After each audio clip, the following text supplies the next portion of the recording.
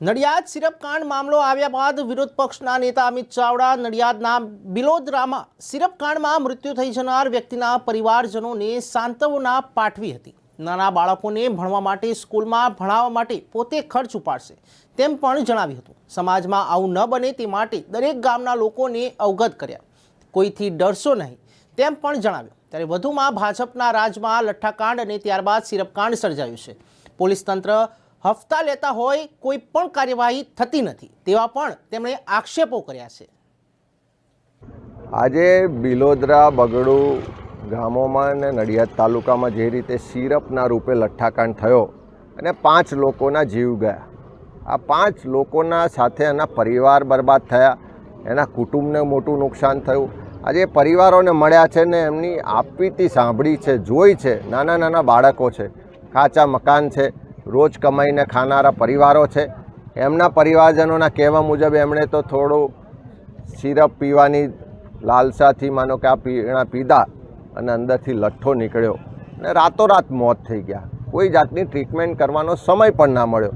એનો સ્પષ્ટ મતલબ છે કે આખા ગુજરાતમાં એક વ્યવસ્થિત નેટવર્ક ચાલી રહ્યું છે। પહેલાં દારૂ ખુલ્લેઆમ વેચાય, ગલીએ ગલીએ વેચાય, ડ્રગ્સ દરેક શહેરોમાં મળતું હોય ને હવે દરેક દુકાને હવે સિરપના રૂપમાં નશાકારક દ્રવ્યો વેચાવાનું શરૂ થયું છે અને સરકારની મિલીભગત, સરકારના આશીર્વાદ વગર આ શક્ય જ નથી। પોલીસ ને પ્રશાસન તો હપ્તા લે છે અને આ હપ્તા છેક મુખ્યમંત્રી કાર્યાલય સુધી પહોંચાડે છે, પણ હવે આ નવી એક સિસ્ટમ નેટવર્ક ઊભું થયું કે ભારતીય જનતા પાર્ટીનો હોદ્દેદાર જ ધંધો કરે, એ પોલીસને સરકારને તો હપ્તો આપે પણ પોતે કમાઈને કમલમમાં પણ પૈસા પહોંચાડે, એટલે ચારે તરફથી એને રક્ષણ મળે, એનો કોઈ પણ વાડ પણ વાંકો ના કરી શકે અને બીજી બાજુ ગુજરાતના લોકોના જીવ જાય એવી સ્થિતિનું નિર્માણ છે। એટલે એટલું સ્પષ્ટ છે કે સરકારની ગુનાહિત બેદરકારી છે। સરકારમાં બેઠેલા લોકોની હપ્તાખોરીની માનસિકતાને કારણે આજે ગરીબ સામાન્ય માણસોના જીવ જઈ રહ્યા છે। મારી તો ગુજરાતની જનતા જનાર્દનને વિનંતી છે કે સરકારની તો ઈચ્છા શક્તિ નથી, સરકારને તો હપ્તાખોરીમાંથી બહાર નથી નીકળવું, સરકારને મન તો કોઈના જીવ જાય એની કોઈ કિંમત નથી, પણ આપણે જાગવું પડશે, સામાજિક જાગૃતિ લાવવી પડશે ને આવું જ્યાં પણ વેચાણ થતું હોય, કોઈ પણ જગ્યાએ ઇલીગલ પ્રવૃત્તિ થતી હોય તો દરેક જગ્યાએ જનતાએ સામે આવી અને એને ખુલ્લા પાડવા પડશે। સાહેબ, વિરોધ પક્ષની ભૂમિકા કઈ રીતની રહેશે?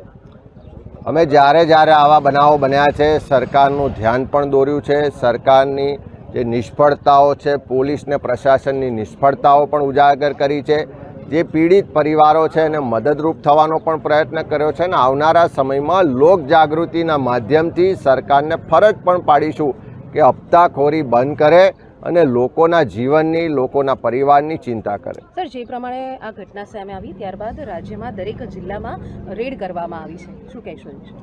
જ્યારે આવો કોઈ કાંડ થાય, લઠ્ઠાકાંડ થાય, લોકોના મૃત્યુ થાય, પરિવારો બરબાદ થાય ત્યારે સરકાર દેખાવ પૂરતી આવી રેડ કરતી હોય છે, ડ્રાઈવ ચલાવતી હોય ને એકાદ અઠવાડિયું બધું બંધ કરાવશે, ફરી પાછો હપ્તાનું નેટવર્ક ચાલુ થશે એટલે ફરી બધું વેચાણ ચાલુ થશે ને ફરી લોકો મળશે। આ વારે વારે ડ્રાઈવ કરવી, થોડા દિવસ ફરી પાછો ધંધો ચાલુ થઈ જાય, ફરી લોકો મરે, આ 3 દાયકાના શાસનમાં સરકારને ફાવટ આવી ગઈ છે અને એટલા જ માટે આવું જ્યારે બનાવ બને છે ત્યારે થોડા દિવસ દેખાવ પૂરતું કરે છે। જે ડ્રાઈવ થઈ એમાં આખા ગુજરાતમાં જે સિરપ પકડાયો, સિરપનો જથ્થો પકડાયો, એ રાખનારા કોણ હતા, વેચનારા કોણ હતા? મોટે ભાગના લોકો ભારતીય જનતા પાર્ટીના હોદ્દેદારો હતા, એના કાર્યકર હતા, કાં તો એમના નેતાઓના મળતિયા હતા। એટલે એક બાજુ પોલીસ પ્રશાસનને સરકારમાં હપ્તાને કારણે કોઈ ડર નથી રહ્યો અને બીજી બાજુ આખા પક્ષનું સમર્થન મળતું હોય, હપ્તા કમલમમાં જતા હોય એટલે ત્યાંથી પણ ડર નથી રહ્યો। એટલે બેફામ થઈને લોકો આજે ગુજરાતમાં દારૂ, ડ્રગ્સ, આવા સિરપ રૂપે નશાકારક દ્રવ્યો વેચી રહ્યા છે, ગેરકાયદેસર પ્રવૃત્તિઓ થઈ રહી છે અને 156 આવ્યા પછી આ સરકારને કોઈની પણ ચિંતા નથી ને પ્રજાને ભગવાન ભરોસે મૂકી દીધી હોય એવી સ્થિતિનું ગુજરાતમાં નિર્માણ છે। કીધું એમ ગુજરાતમાં કાયદા તો બધા છે, ફૂડ એન્ડ ડ્રગ્સ વિભાગના કાયદા છે, હેલ્થ વિભાગના કાયદા છે, ગૃહ વિભાગના કાયદા છે ને બધાને અનૈતિક પ્રવૃત્તિઓ કંટ્રોલ કરવા માટેના કાયદાને, વ્યવસ્થાને વહીવટી તંત્ર પણ છે, પણ ઈચ્છા શક્તિ નથી।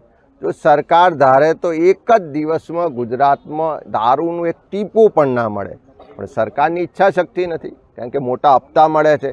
એ જ રીતે જ્યાં પ્રિસ્ક્રિપ્શન વગર આ બધી દવાઓ મળે છે, સિરપ મળે છે, અન્ય ગેરકાયદેસર પ્રવૃત્તિ થાય છે, એટલા માટે કે દરેક ડિપાર્ટમેન્ટના લોકો પોતાની ફરજ ભૂલ્યા છે.